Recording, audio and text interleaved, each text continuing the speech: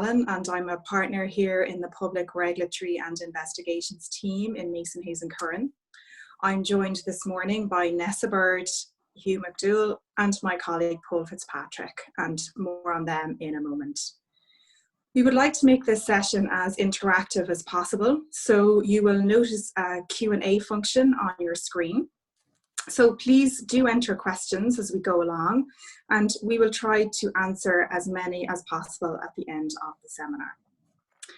Turning then to our speakers, Neasa Bird qualified as a barrister in 2004, winning the prestigious John Brooke Scholarship. Prior to her call to the bar, she was a judicial researcher, and she has extensive experience in the area of administrative and regulatory law, and has presented professional conduct and fitness to practice inquiries before many regulators, including the Solicitors Disciplinary Tribunal, the Medical Council, the Nursing and Midwifery Board of Ireland, the Dental Council, the Pharmaceutical Society of Ireland, the Veterinary Council, and Curran. She frequently appears before the superior courts in litigation on behalf of regulators, as well as advising them in relation to their powers and functions. And Neasa has also acted as a legal assessor to the RIAI. And Neasa is going to speak to us this morning on preliminary investigations of complaints. We're also joined by Hugh McDowell, who's also a barrister practicing in civil law, and he is the secretary of the Professional Regulatory and Disciplinary Bar Association, who are our co-hosts this morning. He sits also on the committee of the Irish Maritime Law Association. He holds a BA in Economics from University College Dublin and an MSc in Finance from Imperial College London. And prior to commencing practice as a barrister, he worked in the corporate banking sector in Dublin. And Hugh is going to speak to us today about obtaining documents and evidence from civil litigation for use in professional regulatory proceedings. And Hugh has also prepared a paper which will be circulated after the webinar, along with the slides. And finally, Paul Fitzpatrick, who is a senior associate here in MHC's Public Regulatory and Investigations team. And Paul's primary area of focus is advising professional disciplinary bodies in respect of investigations and fitness to practice inquiries. And he advises on all stages of the fitness to practice process, from conducting investigations, attending fitness to practice inquiries, and appearing in the High Court seeking confirmation of sanctions. And Paul has also completed a professional diploma in professional regulation from UCD. And Paul's topic this morning is private life and workplace behaviour, and where is the line for professional regulation? Certainly a hot topic. So that's all from me for the moment, and I would like to hand over to our first speaker, Paul. Thank you. Thanks, Catherine, and thanks to everyone for joining this morning. And as Catherine has just outlined, the focus of my presentation is on where regulators should draw the line in respect of private conduct of regulated professionals. And a question that's arising more often in fitness to practice inquiries is the extent to which professional bodies can investigate and sanction a professional for non-criminal actions in his or her private life that the regulator doesn't approve of or deems to be reprehensible. And in an increasingly regulated environment, there's a balance to be struck between allowing regulated professionals to maintain privacy in their private lives and the regulator's objective of maintaining confidence in particular professions. This has become a source of heated debate, the regulator's position being that such private conduct comes within the scope of regulation in order to protect the profession's reputation.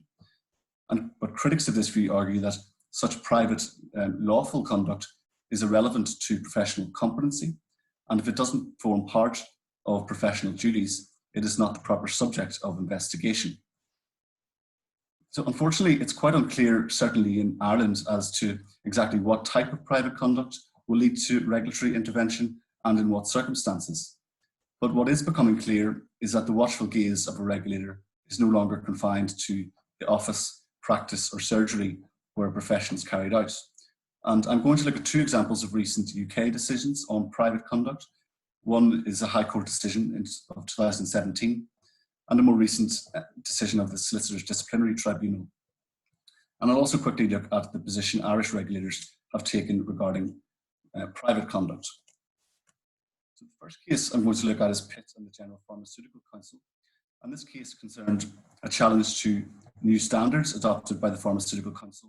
And these were expressed as needing to be met at all times and not only during work hours. And the challenge was based on the extent beyond working hours, the generality of behavioural standards as applied to non-work related matters, that the code sought to veer too far into the personal lives of pharmacists, and that the standards were unlawful on the grounds of uncertainty. Now, particular attention was drawn to Standard 6, which provides that pharmacy professionals must behave in a professional manner, and the guidance on how that standard was to be applied states that the privilege of being a pharmacist or pharmacy technician and the importance of maintaining confidence in the professions calls for appropriate behaviour at all times.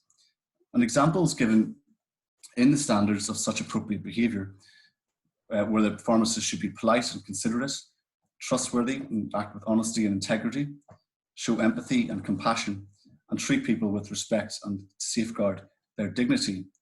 And the claimant sought to challenge the new standards on the basis that the requirements that they be met at all times was ultra vires, as the council does not have power to set, for example, standards of politeness on pharmacy professionals in their private lives. And it was submitted that the standards impermissibly sought to extend the definition of misconduct to reach into trivial matters that wouldn't have any bearing on a pharmacist's fitness to practice. However, the court held that this interpretation of the standard was simply wrong. And the court's view was the standards needed to be interpreted fairly and as a whole in a way which is rooted in real life and common sense, that the standards were intended to guide the conduct of pharmacy professionals in a practical way, and they merely illustrate what may or may not be unacceptable conduct, and do not dictate that a pharmacist will breach the standards for every trivial act in their personal lives. In relation to the legal certainty argument, the court determined that the concept of legal certainty does not require absolute precision in the context of drafting standards, and that would actually be undesirable, as there needs to be sufficient flexibility so as to protect the public interest as new factual situations emerge. And the court noted that there would be or could be occasions outside normal working hours and in a context which is unrelated to the professional work of a pharmacist, which may be relevant to the safe and effective care that they provide. And the example given by the court was a racist Twitter tirade, as this may be indicative of how a pharmacist could treat someone of a certain ethnic background in the course of their duties. And this decision gives us some useful insight into the broad latitude that will be afforded to regulators when formulating codes of conduct in the context of conduct outside the workplace. The second case I'm going to look at is a recent decision of the Solicitor Disciplinary Tribunal in England. The decision was handed down in October last year, and this concerned the case of the Solicitors Regulatory Authority and Mr. Ryan Beckwith. To briefly look at the facts of the case, Mr. Beckwith was a partner in the Magic Circle firm Freshfields. Person A was a junior associate on his team, and he was her supervising and appraisal partner. Excuse me. And on a date in 2016, Mr. Beckwith and Person A were both at an event in a pub after work. The facts that the tribunal heard were that both Mr. Beckwith and Person A were heavily intoxicated. Mr. Beckwith offered to bring Person A back to her home in a taxi. Mr. Beckwith then proceeded to invite himself into her home, and Person A gave evidence that she fell asleep, and the next thing she remembers is Mr. Beckwith engaging in intercourse with her. So the allegation in the notice of inquiry against Mr. Beckwith was that he initiated and or engaged in sexual activity with Person A in circumstances which constituted a breach of the SRA's principles, namely Principle 2, that a solicitor act with integrity, and Principle 6, that a solicitor behave in a way that maintains the trust the public places in you and in the provision of legal services. So before looking at the decision, it's important to note that this case is capable of attracting strongly divergent views, and it has been the subject of intense media focus. Many commentators have viewed the complaints in the context of the Me Too movement and have welcomed the SRA taking action in respect of inappropriate sexual conduct. Others are strongly of the view that this is an unwarranted stretch by a regulator into the private lives of apparently consenting adults. And as Mr. Beckwith submitted to the tribunal, it is a case of consensual sexual activity after a normal evening in the pub between two solicitors, and therefore of no regulatory interest. But I don't propose to take a position on the spectrum of views or discuss the wider issues of morality or culture that arise in this case, but instead to look at what this case means for how a solicitor should behave in their private life and the extent to which this can be adjudicated upon by the SRA or the Solicitor's Disciplinary Tribunal. So two main legal issues arose in the hearing, and the first was Mr. Beckwith's Article 8 rights. And as everyone here will know, Article 8 of the European Convention of Human Rights provides for the right to private and family life. And the question for the tribunal was, did the investigation into Mr. Beckwith amount to a disproportionate interference with Mr. Beckwith's private life and Article 8 rights? The SRA's argument in respect of Article 8 was that whilst Mr. Beckwith's right to private life was engaged in relation to the allegations, this right was not unqualified, and a regulatory body could properly require its members to meet the standards of the profession in their private life, and this includes in their sexual behaviour. An emphasis was placed on the application provisions to the principles. Paragraph 5.1 of the application principles provides that principles 1, 2 and 6 apply to activities falling outside practice, whether undertaken as a lawyer or in some other business or private capacity. The regulatory authority argued that therefore the risks of Principle 2 and 6 being applied to inappropriate sexual conduct was therefore foreseeable for the purposes of Article 8.2. And they also argued that the inevitable wide drafting of Principles 2 and 6 did not mean their application was insufficiently certain, as in the context of professional regulation in the public interest, and the regulatory authority quoted the decision in Pitt, any attempt to provide absolute provision would be undesirable, and that this was the very essence of principle-based regulation as opposed to rules-based regulation. Mr. Beckwith obviously disagreed with this, and he focused on the foreseeability points and argued that Article 8 rests upon a reasonable expectation of privacy in one's own life. And if a public body wished to interfere with this, certain preconditions needed to be met, and that included that the law allowing for such an interference be formulated with sufficient precision, so as to enable one to foresee the circumstances in which it would be applied. Mr. Beckwith also pointed to an absence of clarity in the SRA's own published guidance indicating when the regulator might intervene in private matters, and he questioned if person A was consenting, as he said person A was, how could it be sufficiently foreseeable that the SRA may choose to police private sexual activity between lawyers? And he argued that it wasn't necessary for the maintenance of the reputation of the profession, nor was it proportionate to regulate the consensual activity of lawyers. The SRA dealt with the Article 8, the SDT dealt with the Article 8 point with short shrift, and it determined that it was clear from the application provisions that the principles applied to private conduct, and the SDT regularly interfered with Article 8 rights. It didn't consider the private conduct needed to amount to criminal conduct before there could be a legitimate interference, and that in the circumstances of this case, such interference was proportionate and necessary to maintain the public trust in and the reputation of the profession. So the second main legal issue that arose in the case was the definition of integrity, and whether the integrity is limited to integrity in a professional duties. And the test for integrity is set out in a decision of the Court of Appeal in England in Wingate and Evans and the Solicitor's Disciplinary Tribunal. And I'll read from the judgment. Integrity is a useful shorthand to express the higher standards which society expects from professional persons and which the professions expect from the members. Professionals are required to live up to their own professional standards. Integrity connotes adherence to the ethical standards of one's profession. The judgment also clarifies importantly that the duty of integrity does not require professional people to be paragons of virtue. Mr. Beckwith's argument in respect of integrity was that Principle 2 couldn't be engaged by his conduct in this case, as integrity is confined to integrities in professional dealings. And he quoted the SRA's website in this regard, which provides that personal integrity is central in your role as the client's trusted advisor and should characterize all of your professional dealings with clients, the court, other lawyers, and the public. And Mr. Beckwith's argument was that professional integrity is linked to the manner in which that particular profession professes to serve the public, i.e. the manner in which legal services are provided to the public. And he relied on the fact that the Wingate case only cited examples of misconduct in the course of professional situations, and he submitted it doesn't apply to private life.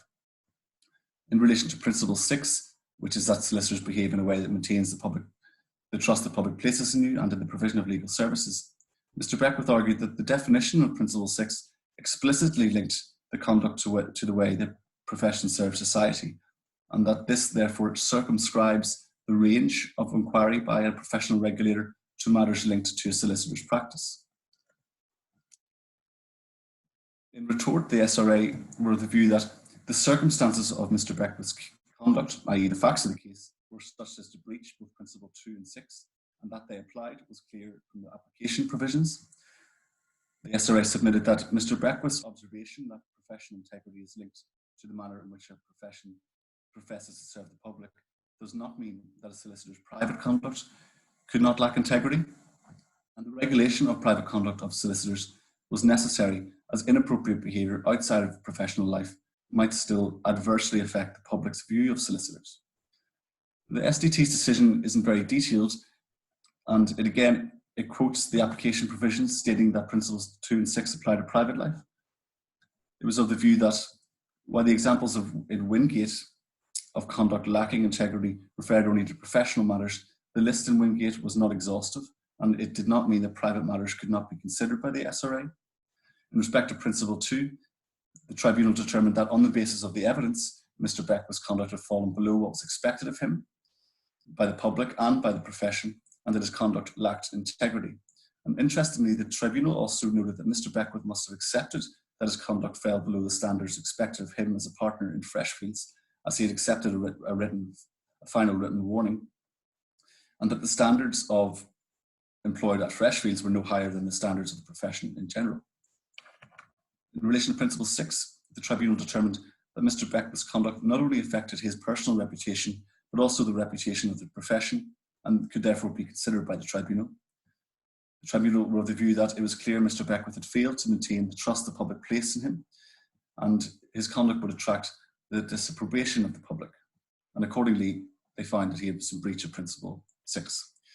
Just briefly in relation to the findings, the SDT obviously considered this behaviour to be very serious, but it determined that Mr. Beckwith should not be struck off on the basis that this was a once-off event fueled by alcohol. There was no ongoing risk to the public or his clients, and he had shown genuine insight. So Mr. Beckwith was fined £35,000 in order to pay £200,000 in costs. And it's notable that the SRA considered appealing the decision on the basis of leniency, but decided not to do so. And Mr. Beckwith has now appealed the findings of the Tribunal to the High Court, and we eagerly await that judgment. So what lessons can be learned at this stage from the Tribunal's decision? Well, it's clear that the remit of the SRA and SDT can extend to actions in the solicitor's private life. And the Wingate interpretation of the concept of integrity is not limited to professional conduct. It can apply to a solicitor's private life. And even consensual sexual activity in certain circumstances between a solicitor and another person is capable of breaching SRA principles. And also that a solicitor's acceptance of an internal disciplinary sanction can be considered by a regulator. And turning quickly to the approach of the Irish regulators, we've seen a differing approach adopted by various regulators in their codes of conduct. In respect to personal conduct, the Pharmaceutical Society of Ireland, in its code of conduct in Principle 2, provides that pharmacists should make sure that your conduct at all times, both inside and outside your work environment, ensures public trust and confidence in the pharmacy profession. By contrast, neither the Medical Council or the Nursing and Midwifery Board of Ireland have a general provision of this nature relating to personal conduct. In respect of the Law Society's Guide to Good Professional Conduct for Solicitors, this outlines the core values of the profession, namely honesty, independence, confidentiality, and the avoidance of situations of conflict of interest. And a solicitor is required at all times to observe and promote these core values of the profession. But it's clear from the guide that these values are related solely to the provision of legal services and not to a solicitor's private life. So if we look at, for example, honesty, a solicitor is required to be honest in his practice as a solicitor.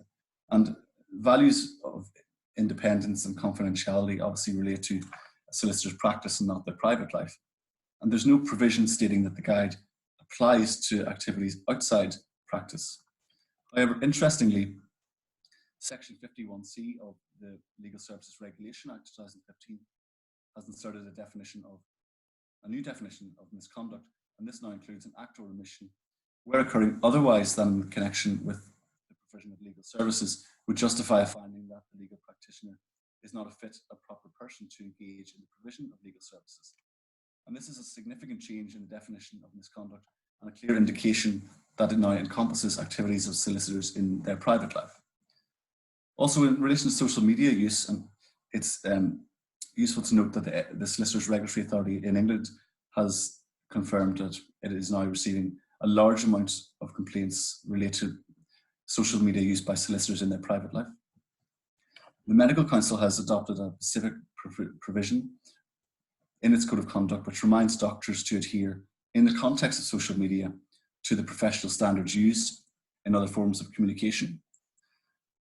NMBI has also published a specific guidance document on social media, and the Dental Council has a specific provision in its Code of Practice warning dentists that the use of your social media, such as Facebook, Twitter, and so on, should be responsible and discreet. Indiscretion in the use of social media is not acceptable and could leave you liable to fitness to practice proceedings. So what tentative conclusions can be drawn? And I say tentative because of the paucity of the case law in this area and that it's a developing area of law. And I think the test for regulators going forward will be concluding on where to draw the line regarding private conduct and communications. It's clear that regulators will be afforded a wide latitude when drafting standards which registrants must adhere to, including in their use of social media. And also that it's not up to you as a regulator's power to extend the application of these principles to a registrant's private life.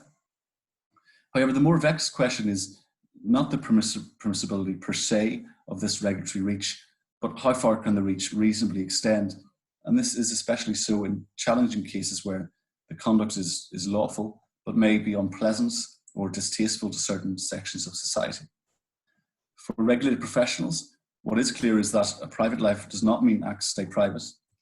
And in light of the limited case law in this area and lack of specific guidance as to what out-of-work behaviour will be policed and in what circumstances, it's difficult for registrants to know what aspect of their private life is being watched by the regulator. Some matters, of course, will be too trivial, and the court in Pitt thankfully confirmed that if a pharmacist had been impolite during a board game, they wouldn't need to lose sleep over whether to report themselves for a breach of the standards. And I think the main takeaway that can be drawn is that the closer the link between the conduct and the professional's work activities, such as in the Beckwith case, the more likely the conduct is to attract regulatory intervention. So that's everything from me, and I'm now going to pass you on to Hugh. Thanks, Paul, and good morning, everybody. Hopefully everybody can hear me. The topic of my short presentation this morning is the obtaining of documents and evidence from civil litigation for use in professional regulatory proceedings. And what's envisaged here is an application to court by a professional regulator to use documents or evidence from litigation that has taken place in the courts in the context of a fitness to practice hearing or other regulatory proceedings against a professional person. And my presentation is going to cover three areas. The first is the general right of a non-party to litigation to apply to court for access to documents produced in the course of litigation. Then secondly, how that applies to regulators in cases in litigation involving regulated persons. And then thirdly, I'm going to look at some case law concerning applications by regulators for documents produced in the course of in-camera proceedings, and there are a number of Irish decisions which touch upon that. As Catherine indicated at the outset, I've prepared a short paper which deals with some of this material in more detail, and I understand that's going to be circulated after this morning's webinar. So the first thing I want to talk about is the right of access to court documents for third parties or non-parties to litigation generally. And because this isn't specifically focused on professional regulatory law, I don't intend to go into it in any great detail. But if you just look at the next slide in my presentation, there is, under Article 34.1, as everybody will be aware, a requirement that justice is administered in public. And the question that arises is whether the public administration of justice entitles a non-party to proceedings to access documents or evidence produced in the course of proceedings. And there are a number of decisions of Mr. Justice Hogan when he was in the High Court concerning this, one of which is a case called AIB versus Tracy, another of which is a case called Kelly and Byrne, the latter of which concerned the infamous Celtic Tiger solicitor Thomas Byrne. And what Mr. Justice Hogan recognises in those judgments is that non-parties, that the principle of open justice and the constitutional requirement that justice is administered in public entitles a non-party as a right to access documents produced in the course of litigation, as long as those documents were opened in open court. Now, in England and Wales, Rule 5.4c of the Civil Procedure Rules sets out a mechanism and a procedural rule governing applications by non-parties for papers produced in the course of litigation. And by contrast, the rules of the superior courts are silent on that issue. And the consequence of that is that the pathway, the procedural pathway and the legal principles to be applied to applications of this nature, particularly from the point of view of a regulatory body, are not at all clear. So, and that's an issue that when we look at the case law, we see hasn't necessarily been resolved. So on the next slide, I've just set out the provisions of Rule 5.4c. And you'll see there that in England and Wales, the general rule is that a person who is not a party to proceedings may obtain from the court records a copy of a statement of the case, but not any documents filed with or attached to the statement of the case, a judgment order given or made in public. And in addition, a non-party may, if the court gives permission, obtain from the records of the court a copy of any other document filed by a party or communication between the court and a party or another person. So that's a very clear statement of the law, or the procedural rules in England and Wales. And as I said, no equivalent rule exists under the rules of the superior courts in this jurisdiction. And on the next slide, I've set out a summary of a decision, a relatively recent Court of Appeal decision in England and Wales called Cape Intermediate Holdings and Dring. And in that case, Lord Justice Hamlin in the Court of Appeal engaged in a wide-ranging survey of the case law concerning access to documents by non-parties. And he carved out various classifications of documents and various different rules that apply to those classifications. But in summary, he identified 5 factors to be considered by a court in determining whether to grant a non-party access to documents. And those factors are listed on the slide on the screen at the moment. And they are the extent to which the open justice principle is engaged, whether the documents are sought in the interests of open justice, whether there is legitimate interest in seeking copies of the documents, and if so, whether that interest is a public interest or a private interest, the reasons for seeking to preserve confidentiality, and the harm, if any, which may be caused by access to the documents for the legitimate interest of other parties. And I'd suggest that factors 3 and 4 are particularly important from the point of view of a professional regulatory body, because the interest that a professional regulatory body has in accessing court documents is manifestly a public interest, which I think strengthens the position of a regulator. And as against that, the factor number 4 is the reasons for seeking to preserve confidentiality. And in the context of a professional regulatory situation, that most typically would be a regulated person seeking to prevent documents or confidential documents from litigation falling into the hands of their regulators, such that the regulator could use those documents in the course of a fitness to practice hearing. So the Cape Intermediate Holdings case is a case of general application to non-parties seeking documents from civil litigation. Turning then to the position that applies to disclosure by regulatory bodies, a leading case in this area is a case called a County Council in W. That's a case where there were care proceedings in being in which improper sexual conduct with a minor was alleged against a person who happened to be a doctor. Through letters disclosed to the General Medical Council became aware of these care proceedings and applied under Rule 4.23 of the Family Proceedings Rules 1991 for access to documents and evidence produced in the course of the care proceedings. In that case, Mr. Justice Cazalet set out the factors that weighed in favour and against the disclosure of the documents to the General Medical Council. The factors against disclosure were the fact that firstly, disclosure would lead to further inquiries which could cause the family upset. Secondly, the nature of the charges being brought by the GMC against the doctor in question could become public. There was the extent to which the GMC could impose reporting restrictions was limited.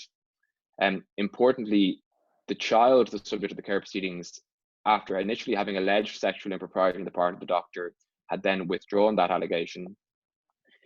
Fourthly, the doctor in question wasn't a doctor who dealt habitually with children and therefore wasn't necessarily a risk to children.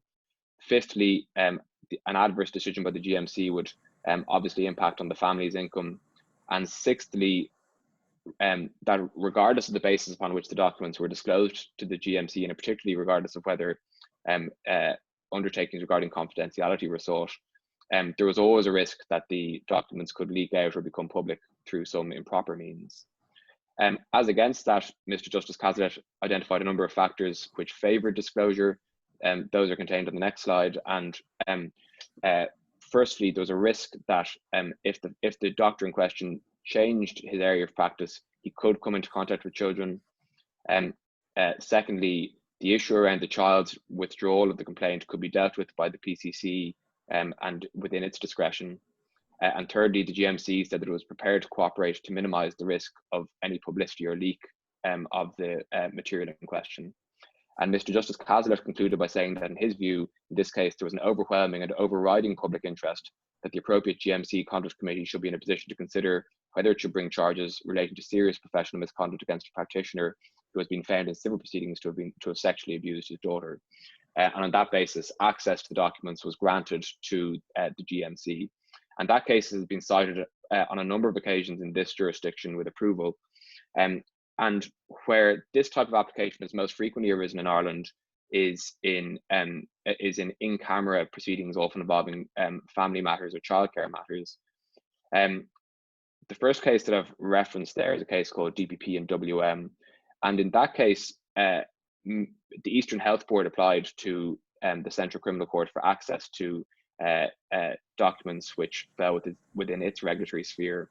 And what Mr. Justice Carney found that was that when a statutory imperative exists that proceedings must take place in camera, a trial judge has no discretion to vary that in camera requirement and no discretion to lift it, such that all evidence and documents and so on produced in the course of the in-camera proceedings must remain private. And in a subsequent case, Eastern Health Board and Fitness to Practice Committee, the Fitness to Practice Committee of the Medical Council required the Eastern Health Board to produce documents to it. The Eastern Health Board judicially reviewed that decision by the Fitness to Practice Committee on the basis that the documents in question have been produced for the purposes of in-camera proceedings. And Mr. Justice Barr in the High Court effectively disagreed with the approach of Mr. Justice Carney in the WM case, and said that even where a statutory imperative exists that proceedings take place in camera, such as in family cases or childcare cases, a trial judge always has a common law discretion to lift that in camera requirement on such terms as it sees fit, where the interests of justice so require. That, in my view, and I'll come to some statute in a moment, but that, in my view, reflects a correct view of the law. But I should note in passing a separate line of case law, which begins with the decision of Mr. Justice Murphy in RM versus DM, in which it was held that a statutory requirement that in-camera proceedings, or that certain types of proceedings take place in camera, didn't confer discretion on the trial judge to lift that in-camera requirement. So there is arguably two diverging sets of case law in this jurisdiction, but in my view, the Eastern Health Board decision, which confers a discretion to lift the in-camera rule on a trial judge, reflects the better view of the law. And as Neasa helpfully pointed out to me during the week, that decision has been cited with approval in a number of recent cases, including Migan versus the HSE and JS versus DS. And if I just move to the next slide, I've included a couple of extracts from the Eastern Health Board case, which sets out the rationale for Mr. Justice Barr's decision. He says, a statutory imperative that proceedings of particular nature be held in private does not imply that there is an absolute embargo on disclosure of evidence in all circumstances. Such an embargo requires a specific statutory authority to displace judicial discretion of common law to permit disclosure in appropriate circumstances. A major far-reaching change in the law which sets aside established practice could not arise merely by implication derived from a mandatory statutory requirement that certain proceedings shall be held in private, but in my view would require specific statutory authority. And then in the next slide, he goes on to say that there is an established practice of common law recognised in England and in this jurisdiction that the court in proceedings held in camera has discretion to permit others on such terms as the judge thinks proper to disseminate, and in appropriate cases to disseminate himself or herself, information derived from such proceedings where the judge believes that if it is in the interest of justice to do so, due and proper consideration having been given to the interest of the person or persons intended to be protected by the conduct of the proceedings in camera. In given circumstances, the judge may find that a crucial public interest, such as the prosecution of a crime or the protection of vulnerable children, takes precedence over the interests of the protected person in non-disclosure of the information in question. And in my view, as I say, that represents a better view of the statutory requirement that certain proceedings take place in camera. And to the extent that the case law has diverged between the decision of Mr. Justice Murphy and Mr. Justice Barr's decision in the Eastern Health Board case, some guidance is provided by statutory developments which have taken place since. And you'll see on the next slide that Section 40, subsection 6 of the Civil Liability in Courts Act 2004 states that nothing contained in an enactment that prohibits proceedings to which the enactment relates from being heard in public shall operate to prohibit the production of a document prepared for the purposes or in contemplation of such proceedings, or given in evidence in such proceedings to a body or other person when it or he or she is performing functions under any enactment consisting of the conducting of a hearing, inquiry, or investigation in relation to or adjudicating on any matter. So I think that clearly confers a discretion on a trial judge to disclose material from in-camera proceedings to a regulator, because a professional regulator clearly falls within the definition set out in Section 46A of the Civil Liability in Courts Act 2004. In conclusion, where does that leave matters? And I've set out a number of takeaways which appear in more detail in my paper. Firstly, a professional regulatory body, as with any member of the public, has a prima facie entitlement to apply to court for access to documents which were opened during the course of proceedings. Secondly, the statutory functions underpinning regulatory bodies and the public interest protected by them are likely to weigh in favour of such an application being acceded to where it is brought by such a body. Thirdly, the judge hearing the application has discretion to make the documents available, notwithstanding the fact that the proceedings are in private and irrespective of whether the private nature of the hearing was on the basis of a statutory provision. And then on the next slide, fourthly, the discretion would allow the court to make only certain material available to the regulator and or to make material available on limited terms or for specific purpose only. So it may be in the interest of a regulator to provide, for example, an undertaking to only use the documents being disclosed to it for the purposes of a fitness to practice hearing and to keep those documents confidential otherwise. Fifthly, a court must engage in a weighing exercise between the public interest in the material being disclosed to a regulator and the private interests of the parties to the litigation. And sixthly, there's a strong public interest in documents from legal proceedings being disclosed to the appropriate regulatory body upon request, and as such, a strong private interest in the confidentiality of such material being maintained would have to be established for an application of that nature to be refused.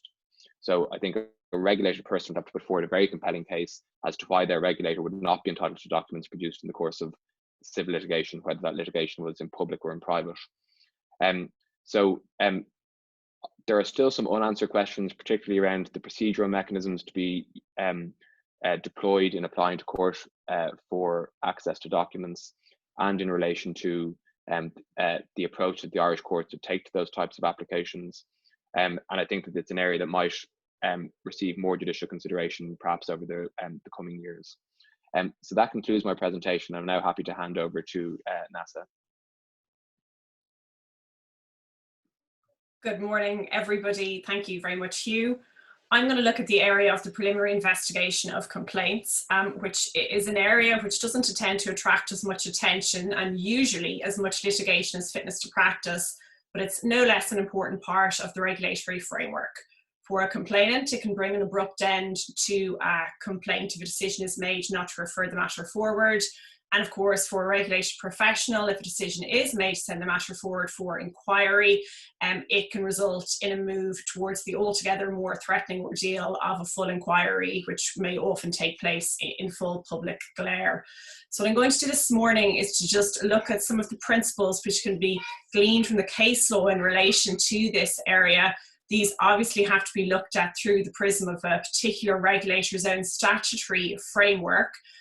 But I think there are principles of general application which can be gleaned from the case law which are of assistance.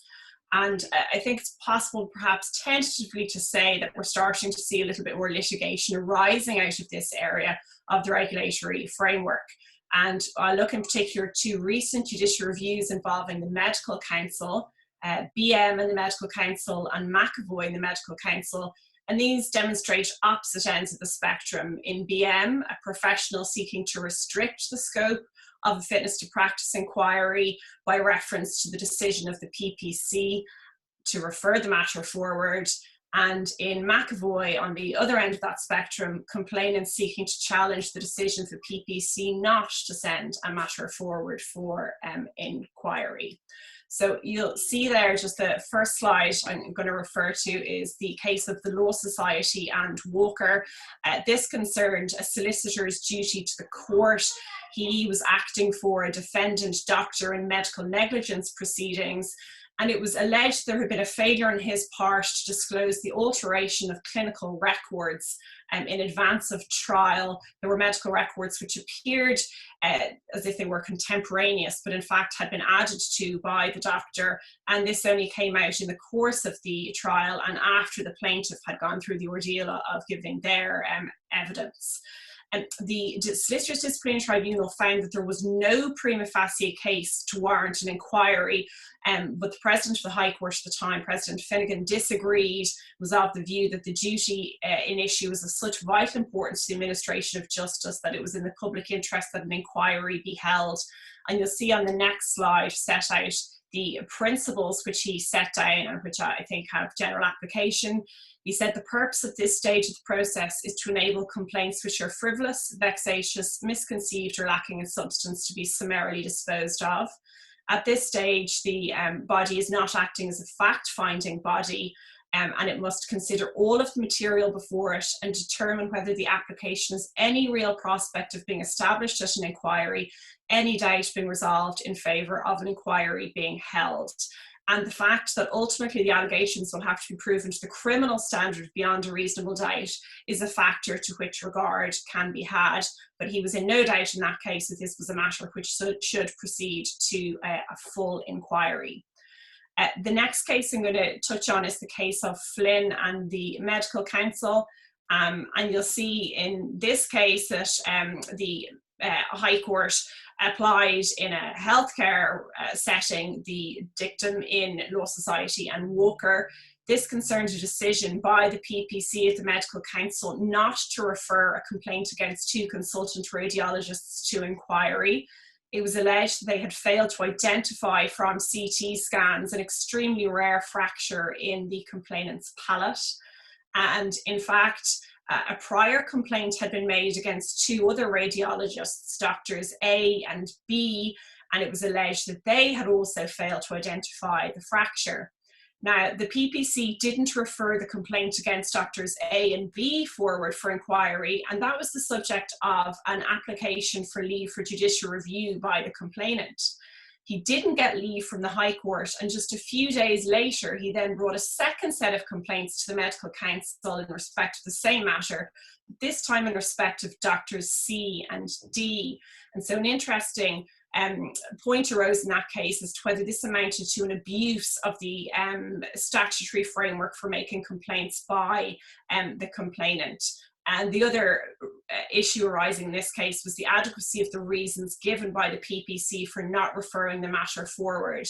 So we just move on to the next slide there, Paul, and we'll see that Hogan J, just in respect of the general test to be applied, which is the requirement of the PPC to form an opinion as to whether the facts disclose a prima facie case to warrant further action being taken, said that this imports a triple requirement: that the decision be bona fide, not unreasonable, and factually sustainable. So that's a key test that I think can be applied across the board.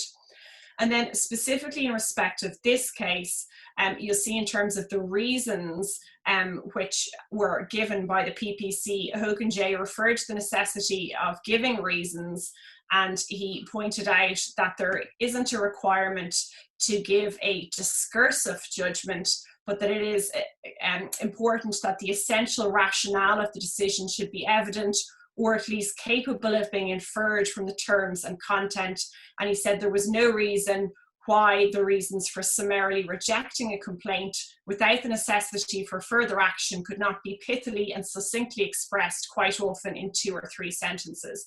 So in other words, there's no requirement that all of the detailed decision be set out by the PPC, but you do have to give a sufficient basis from which everybody can see the basis upon which your decision has made.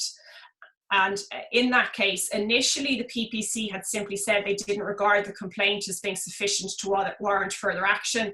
And not surprisingly, Hogan said that if that had remained the total amount of the reasons to be offered, that would not have been sufficient, and he may well have granted judicial review.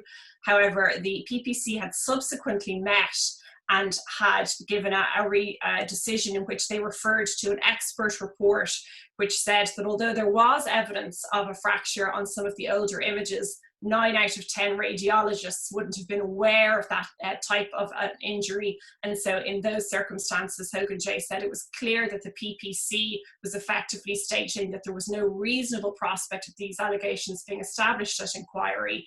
And on that basis, he was happy that there was no basis to grant judicial review. Just in relation to the other matter which I flagged there, and I don't know, Paul, if you can find the slide in relation to the, so there's the quotes in relation to reasons, and then just the next slide deals with the abuse of process point. So interestingly, in the High Court, the Medical Council suggested that the PPC would have been entitled to reject the complaints against C and D on the basis that they amounted to an abusive process, that the complainant had held back these complaints, and only when the proceedings against doctors A and B were dismissed were these complaints also made. And Judge Hogan said that that couldn't be a factor in circumstances where the PPC hadn't raised that issue itself, or this hadn't been a feature before the PPC. But interestingly, he said that he didn't exclude the possibility that the doctrine relating to abusive process, such as arising from cases such as Henderson and Henderson, which deal with deliberate and strategic manipulation of the complaint system, might apply by analogy to complaints made under the Act in the same way as they apply in ordinary civil litigation. And I think that's just an interesting suggestion that those types of doctrines might be applied by a regulator. Henderson and Henderson requires that when you're bringing proceedings, you have to bring forward all the points you can possibly legitimately raise at that point in time, and you can't hold them back, and if you're unsuccessful, institute a second set of proceedings. The next case I'm just going to very briefly touch on is Corbally, because everybody's very well familiar with this, I'm sure. And this sets out that there's a threshold for seriousness to be met before a finding of professional misconduct or poor professional performance can be made. And that feeds through then into consideration at a preliminary stage of the proceedings. In other words, you have to consider that threshold of seriousness. And if there's no possibility, or if it's not possible that this will be a serious matter, then it shouldn't be sent forward for a full inquiry.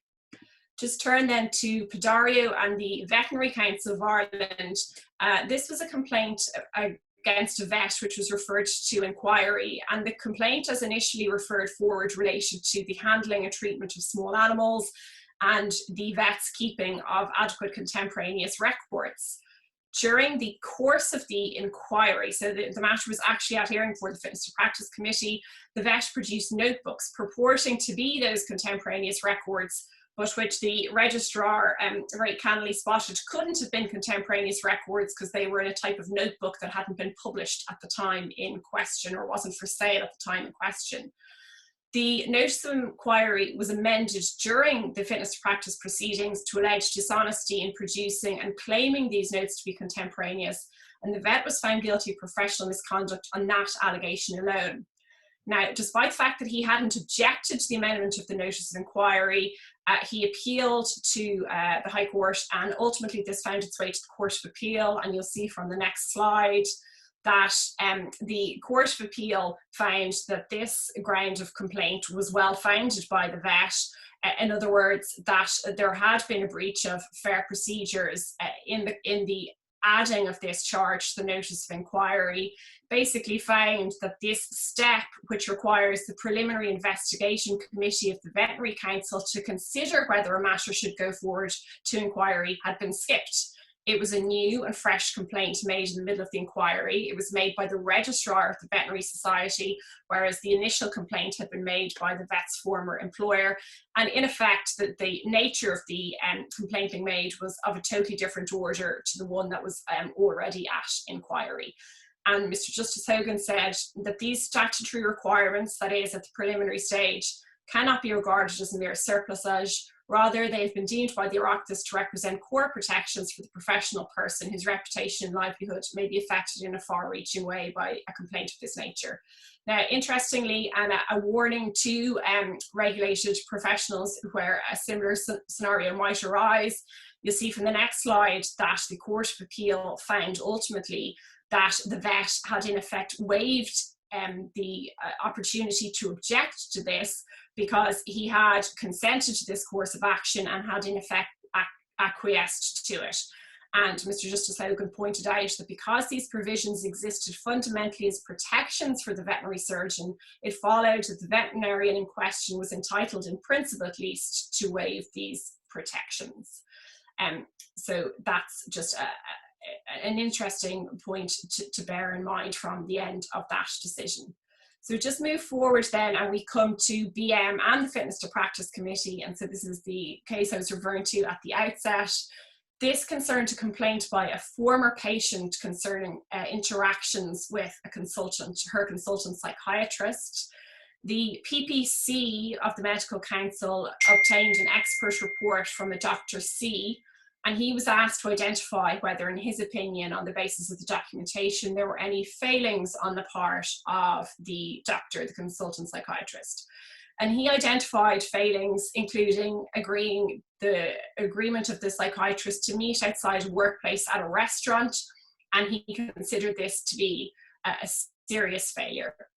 He didn't give, and he wasn't asked to give, an opinion at this stage on whether there was poor professional performance or professional misconduct. And the PPC, in referring the matter forward, referred to a consideration of the case report, all the documentation, and including the expert report. When the matter came on for inquiry, there had been a change of expert retained by the CEO, and the expert was a Dr. D, who had given a report on specific allegations which were not confined to the meeting in the restaurant, and included professional misconduct, both as a serious falling short and on the disgraceful and dishonourable limb. The applicant in judicial review proceedings contended that the inquiry could only proceed on the basis of the allegation of meeting in a restaurant, and only on the serious falling short test, not on the disgraceful and dishonourable limb. You see from the next slide there that Mr. Justice Meenan did not grant relief, and he referred in detail to the function and the nature of the proceedings before the Preliminary Proceedings Committee. He pointed out that it was limited to giving initial consideration to complaints. It did have to consider whether it was satisfied as to the seriousness of the complaint before it could send it forward. That's the Corbally leg coming into play. But he pointed out that the further action which might then occur at a later stage would be the formulation of allegations, obtaining witness statements, and more detailed expert reports. And he said that the PPC only considers complaints and not allegations. And he also pointed out that as the role and function of the PPC is limited, the requirement for fair procedures does not apply to the same extent as it does before the Fitness to Practice Committee. You just move on to the next slide there. Thanks, Paul. So you'll see that he said that, in effect, Dr. C's report, which was a report that was before the PPC, it, together with the other information that was before the PPC, met the triple test referred to in Flynn. the decision was bona fide, not unreasonable, and factually sustainable, and that was subsequently confirmed by the expert report of Dr. D. He said it wasn't open to the applicant to subject Dr. C's report, that's the report at the PPC stage, to forensic analysis as had been done, and I think that's effectively to try and pick out the allegations from the report at that stage. And he pointed out that the allegations in the inquiry were supported by the later report of Dr. Dennehan. And he said that the CEO, in formulating allegations, wasn't confined to the restaurant complaint or the expected standards limb of professional misconduct. So I think what he was clearly indicating there is an expert report, if it's part of what's considered by the PPC, has to be looked at in the context of the particular stage of the proceedings, which is before the PPC, and whether there is a sufficient case to warrant the matter being referred forward for inquiry. But the formulation of precise allegations and so on can come at a later stage, and provided they are supported by appropriate evidence at the fitness to practice stage, the matter can proceed in that fashion. Then come to McAvoy and the Preliminary Proceedings Committee. So this, as I said, is a case at the other end of the spectrum. This is a case by complainants challenging by judicial review the decision of the PPC not to take further action in respect of a complaint. This was a complaint against hospital doctors A and B in respect of the patient, the treatment of a stroke patient who was a family member of the complainants. Now, the PPC again had sought an expert report limited to being asked to identify whether, in his opinion, there were any failings on the part of doctors A and B, and he couldn't find that there were any such failings. The applicants were incredibly critical of this expert report. Obviously, they were lay people, they weren't doctors themselves, but they submitted very detailed criticisms of the report. They considered that the failure, in effect, to have regard to their criticisms was irrational, and they also contended that the PPC had failed to consider all relevant evidence because they had referred to a medical report, but the PPC hadn't requested that they, or the medical council hadn't requested that they furnish the medical report. Just see from the next slide there that Miss Justice O'Regan pointed out, not unreasonably I think, that it was for the applicants to tender the medical report if they wanted the PPC to rely on it. So again, this shows that this is a limited consideration, and it's not for the PPC necessarily to go off looking for everything from an applicant. They have to be presumed to put their case forward. And she said it was unsustainable for the applicants to complain that all relevant material hadn't been considered by the PPC when they had, for their own reasons, not furnished the medical report. And she pointed out that the applicants' criticisms of the PPC expert weren't a peer review, and she said that there was no evidence of irrationality or unreasonableness in the PPC decision. And so I think that demonstrates how, if the PPC properly follows the steps and gives appropriate reasons, it would be very hard for an unsatisfied complainant to challenge a decision not to refer a matter forward for inquiry. In the last slide, I've just set out some quotes from the case of EG in the Society of Actuaries in Ireland. This just sets out the type of level of fair procedures which is required to the prima facie stage. So it's not the full panoply of rights as you get at a fitness to practice inquiry, but the professional involved must have full and detailed notice of the allegations being made, a reasonable opportunity to respond, and such documentation in support of his case before a decision is made as to whether there is a prima facie case. So just in terms then of the conclusions which I think we can draw, is that there seems possibly to be a growing body of case law dealing with the issue of preliminary investigation of complaints.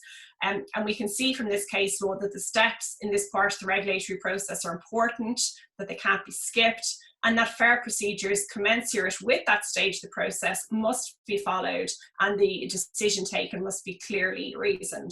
Ultimately, however, as case law also clearly underlines, the consideration at this stage is and always remains a limited consideration. It's not a full inquiry, and the steps associated with a full inquiry, including the formulation of allegations and the application of the full panoply of fair procedures, will only come later in the event that a decision is made.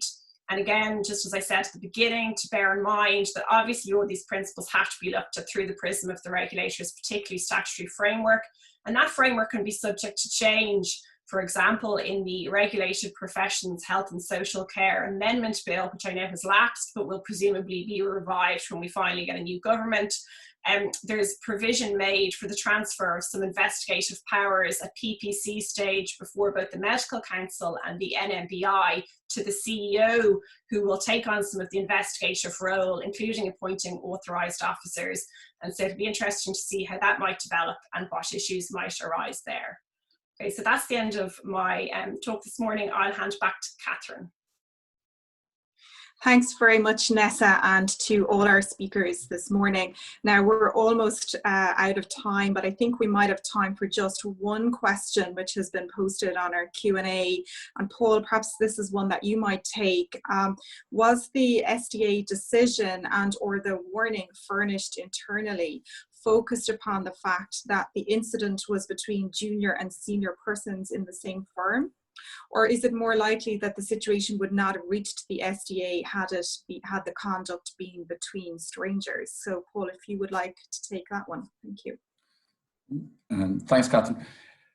Well, I think the fact that the conduct was between solicitors in the same firm was one of the factors that was taken into account, but it wasn't a focus. Sorry, it wasn't the focus of the decision. If we look back at the allegation, it was that Mr. Beckwith engaged in sexual activity in circumstances which constituted a breach, and one of those circumstances was that he was Person A's managing and supervising partner, so that was certainly a factor taken into consideration. But there were a number of other factors, for example, one being that he was aware that Person A was heavily intoxicated to the extent that she was vulnerable, and I think if he was aware that that was the case in respect of someone else who wasn't a solicitor in his firm, that still would have come under the scrutiny of the regulator. And I don't think the fact that the conduct was in respect of another solicitor wasn't the determining factor, and there were a number of other factors that the regulator took into account. Okay, thanks very much, Paul. So I think that's all we have time for this morning. I would like to thank our speakers again, Paul, Hugh and Neasa, for their interesting presentations. And thank you also to the Professional Regulatory and Disciplinary Bar Association, who are our co-hosts this morning. And finally, thank you all for your participation this morning. And that brings our webinar to a close. Thank you. Thanks.